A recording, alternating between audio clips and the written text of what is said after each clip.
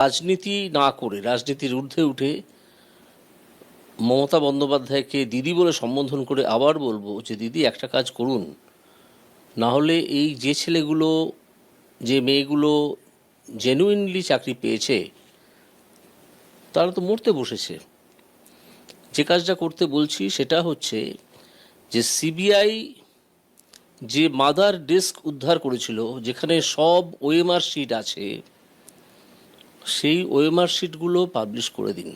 এই OMR শিটগুলো school service commission বলেছে যে সিবিআই যেহেতু উদ্ধার করেছে আমরা এটাকে ডিনাই করছি না, এইটুকু বলেছে। স্কুল সার্ভিস কমিশন বলুক যে এই ওএমআর শিটগুলোই আসল ওএমআর শিটের ছবি, এই যে ছবিগুলো তারা যে মাদার ডিস্কটা উদ্ধার করেছে, এবং এটা পাবলিশ করে দেওয়া হোক।